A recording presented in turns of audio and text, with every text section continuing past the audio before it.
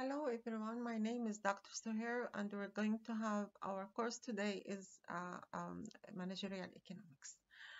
Um, we're going to next lecture our lecture today is going to be in chapter 1, but we have to see the curriculum here. We have 7 chapters. Overview, the first one is overview, managerial, second one is optimization techniques, third one is demand theory. Fourth one is cost theory, production theory. The fifth one. The sixth one is decision making under conditions of uncertainty. Chapter 7 will be market structure and degree of competition. We're going to have for chapter 1 today. I have to do it very fast because the video shouldn't stay very long. Otherwise, it won't be downloaded easily. Okay, so our lecture will be in English, of course.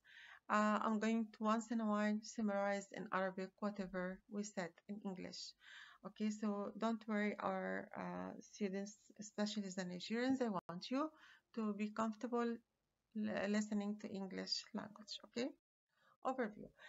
First thing we have to review the meaning of economics. What is the meaning of economics? Think about it. I don't want you to memorize. I don't want you to remember what you memorized before. I want you to listen to what I'm gonna say.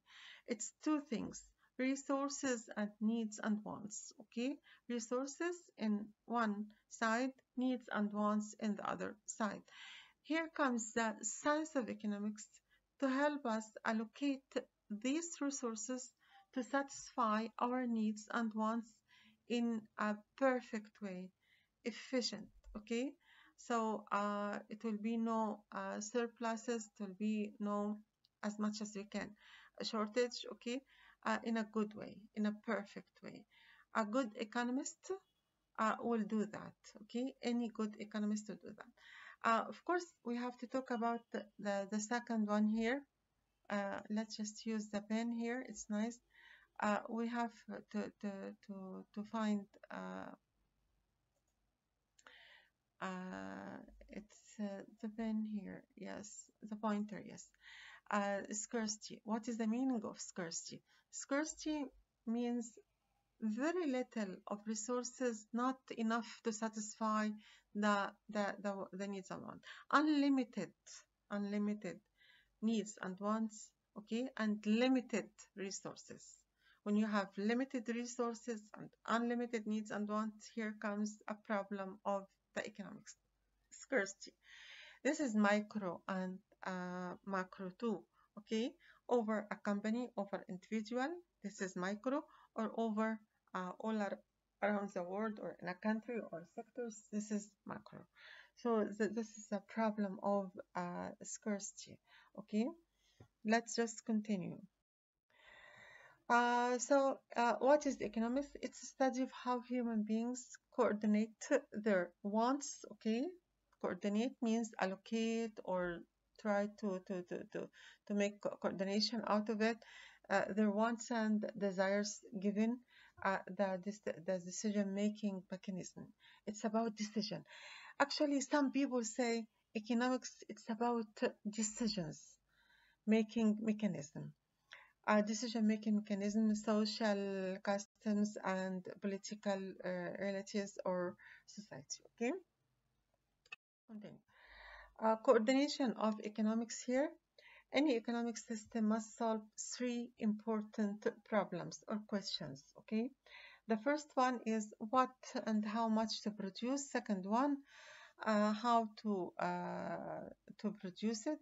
Third one, for whom to produce. What to produce depends the resources that you have. You have 100 in your bucket as a microeconomics as an individual, but the other person have 1,000. So it's different. You have intelligence. Other one they don't have knowledge or intelligence. Okay. So what resources you have? You have a house, but other one have you have a land, you can make a factory out of it or something. Depends what resources you have as individual or micro, and what resources you have as a country. to use it to produce goods and services, to sell it and be good in the market. Okay, as in Egypt, we have cotton and we are selling it all around the world, and the Egyptian cotton is well known as the most expensive and luxury good. Okay, uh, China has something else. They have electronics and they are selling it. Okay, German has and so on. If you have corn, if you have anything, so you have to find out the resources to decide what to produce. Okay, according to what you have, according to the factors of reductions that you have, which we have four factors of reductions: land. Okay, do you remember? Land, labor, yes. And what else? Remember? Land, labor, yes. Okay. Land, labor, entrepreneurs, and capital. Okay. Depends what you have. More of these factors reductions, you're going to use it to produce the goods and services that you can sell around the world or sell inside your country. This is the first question. Second question, how to produce it. I'm going to use some material from outside. I'm going to bring experts from outside. I'm going to use local experts, local labor. I'm going to do what? How to you're gonna do it. Okay. For whom? For the poor, for the middle class, for the rich nations or people?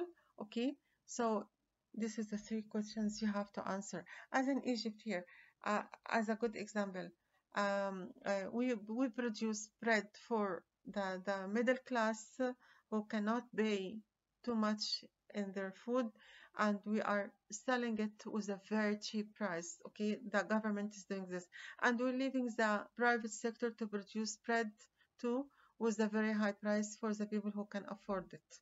Okay, so we decide to help the poor or the middle class or the low class with good prices for food, rice and bread and rice, bread and vegetable oil for cooking and whatever stuff, okay, for eating with a very good prices. The government is doing it, and they decided to let the private sector produce the other goods for the rich people or people who can afford it. Okay, we have schools for free, and we have schools for high fees, and universities the same. So for whom to produce? As a country, as a person, as a company. Okay, let's continue. Economic problem, as I said before, I'm not going to talk about it a lot because this is only a revision of what you took before. I'm not going to ask you about this, but this is a revision. The economic problem, as simple as it is, scarcity. Scarcity means very little or unlimited, very limited resources can't satisfy the unlimited needs and want for individuals and for nations, okay, as well.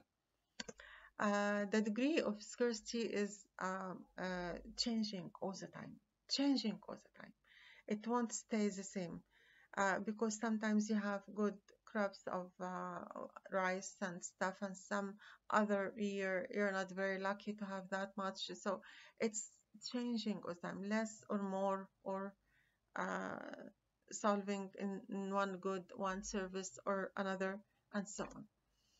The quantity of goods and services are usable resources depends on technology and human action, of course. Okay, a revision. We're not getting in managerial economy, but it's important to try to understand this.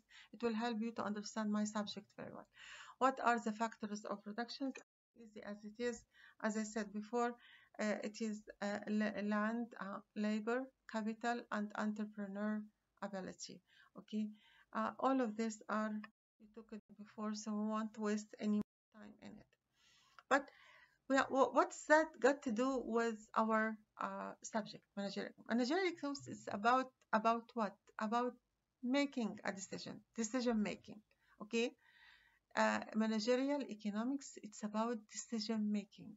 So what we have here, concepts and techniques of managerial economics applied to managerial decision area, production, reduction, control of cost. Many concepts here we're going to learn during this course, okay? Investment here, decisions, profit planning, inventory, and stuff. All of this we're going to just take a quick look at it to decide to produce, not to produce, to change or not to change. It's about decision, okay, for optimum solution. Optimum solution is the highest ever solution, okay? Let's just continue.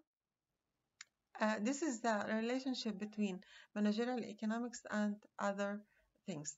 In order to have good optimal solution in business problem, because managerial economics mainly it's microeconomics, it's about companies and stuff, but you cannot ignore the macro. I'm going to talk about this in the other slide, but to have a decision, optimal decision, the perfect decision, the good enough decision, okay, you need to use managerial economics. How can you use managerial economics? You have to use these three stuff.